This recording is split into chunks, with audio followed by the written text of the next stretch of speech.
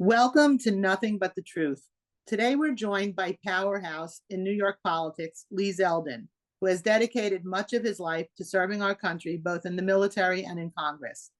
Zeldin is a former U.S. Army officer and military intelligence officer who served with the Army's elite 82nd Airborne Division.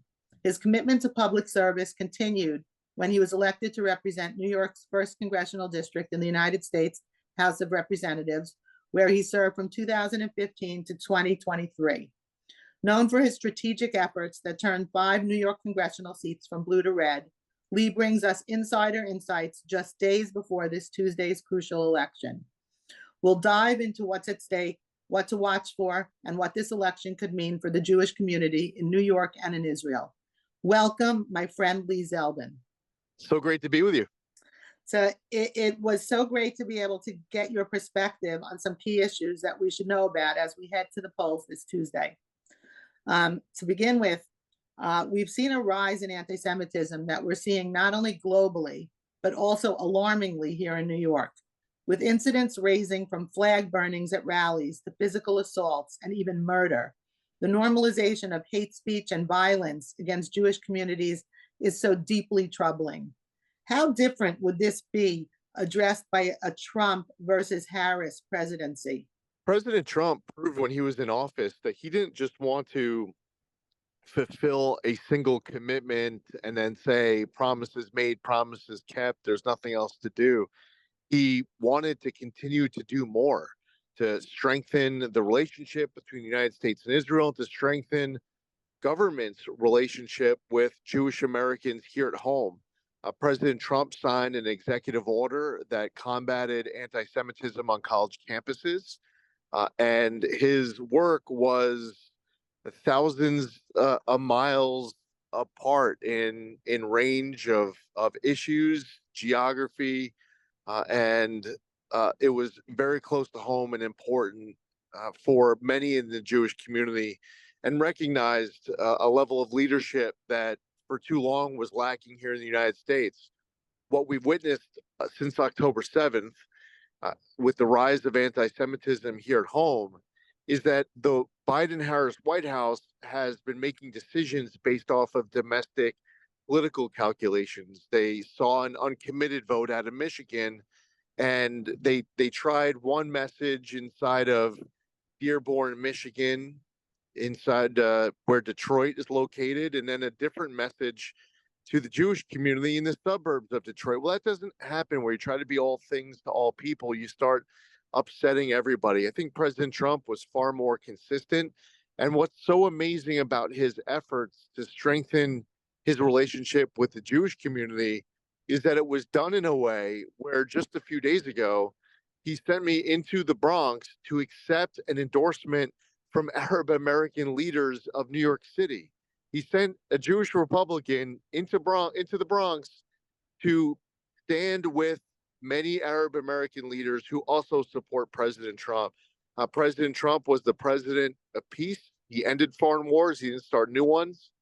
And from the Abraham Accords to recognizing Israeli sovereignty over the Golan Heights, withdrawing from the Iran nuclear deal, signing the Taylor Force Act into law, and so much more, the president proved that he had a record that stands in stark contrast to what we've witnessed the last 3.5 years.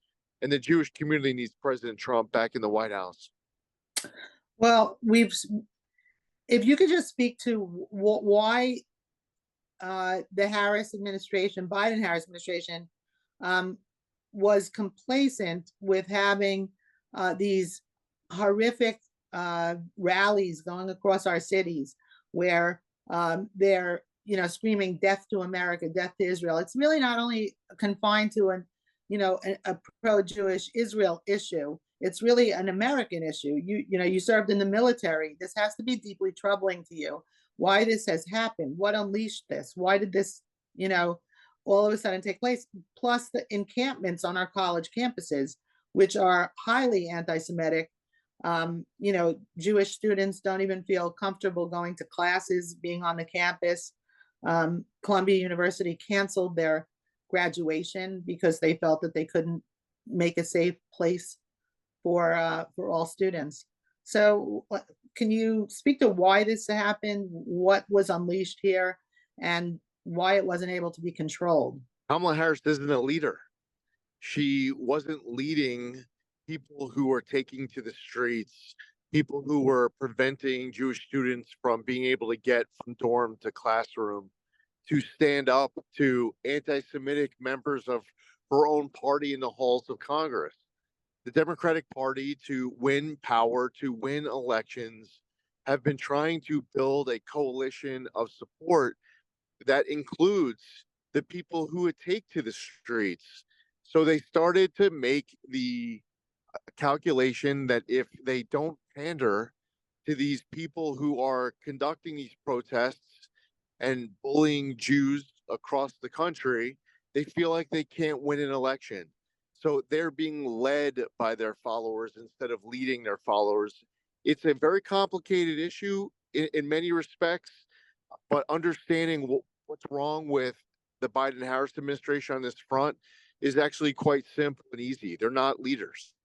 I think also what I'd love to hear your perspective on is um, is what's going on the congressional level. That in Congress there were these college hearings. We heard them. We all saw how horrifically these college presidents were unable to call out the anti-Semitism, and how the congressional committee was so fantastic, and then some rules were actually put into place. However, the Senate did not bring that up. Do you have any thoughts on that? First off, with regards to the colleges, we saw different school administrators responding to encampments and protests and other activities differently. If you're going to put a red line out and say you have to do A or B by 5 o'clock tomorrow, or else this is what's going to happen, then once that time rolls around the next day, people who are violating that red line you put out are going to have to be held responsible. And if you don't hold them accountable, then the students and the others, because there are many people who actually weren't even students on campus participating in these encampments, they realized that they could get away with just about anything. When Columbia was taken over and a building was occupied and arrests were made, Alvin Bragg dropped the charges. So, from the standpoint of poor leadership at the college level and poor leadership at the level of local electeds, and then from a state standpoint, not seeing National Guard and other resources brought to bear to protect Jewish students, you saw so much unraveling in many respects. Now, Congress currently has a Republican-led House of Representatives, and fortunately, the Education and Workforce Committee has been tackling the anti-Semitism issue, and they've been holding these college presidents to account for their weakness.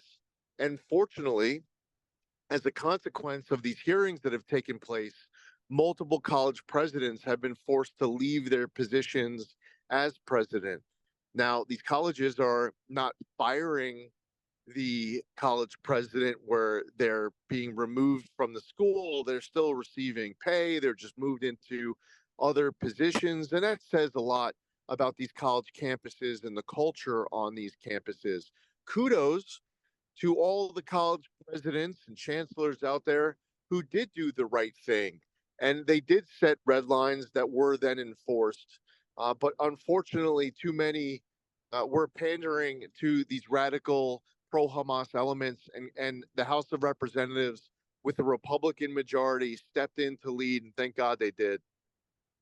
Right. Well, I was just really wanted the commentary on the fact that recently, in the past couple of days, it became clear that Chuck Schumer, was not going to bring this to the Senate floor, and he had these um, emails with Shafiq, president of Columbia, telling her that this was um, a Republican issue, and the Democrats were not upset about what was going on these campuses, and not to worry, the issue would not be brought before the Senate. Have you Yeah, seen and that? that was so outrageous. I saw that as well, Trudy, and Senator Schumer has done this time and again. I remember during the Iran nuclear deal, he was behind the scenes helping put together the votes to pass the Iran nuclear deal. But then publicly, when the votes were there, he released a 1,500-word op-ed opposing it.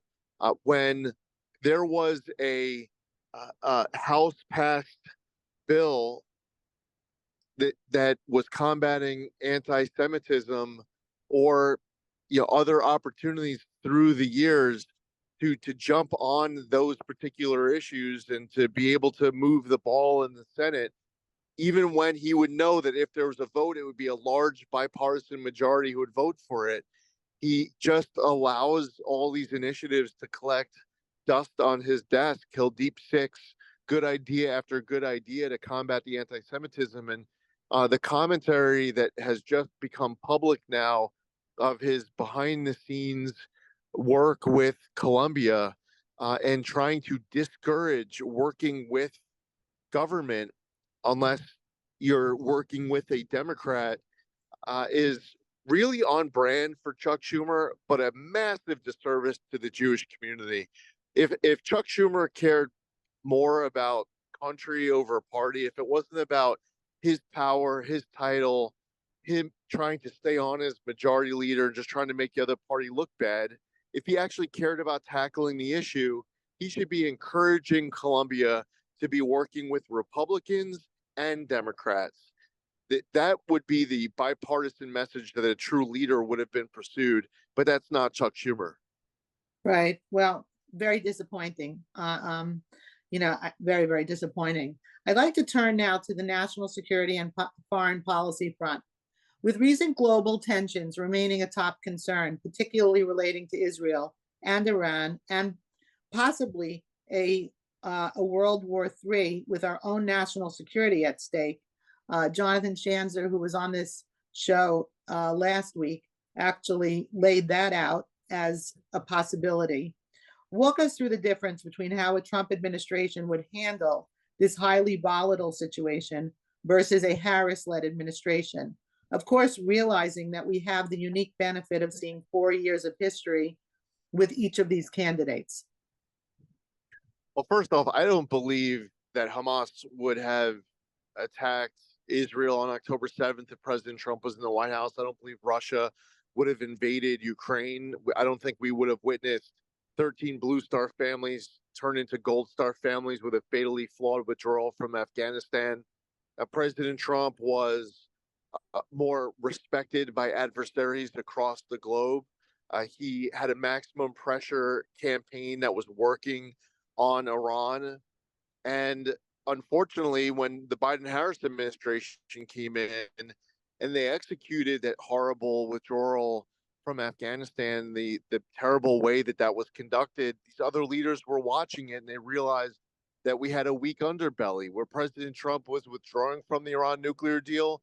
When the Biden-Harris administration came in, many in the administration were tripping over themselves trying to re-enter it. We went back to releasing billions of dollars to Iran as opposed to getting hostages released just because you had adversaries that were fearing us and respecting the president. I think that we can't get back to a Trump foreign policy fast enough. As I mentioned earlier, President Trump was ending foreign wars, not starting new ones. And he was approaching foreign policy in a way that was treating friends as friends and adversaries as adversaries. The Obama administration, just like the Biden-Harris administration, they've been treating Israel like Iran and Iran like Israel, for example.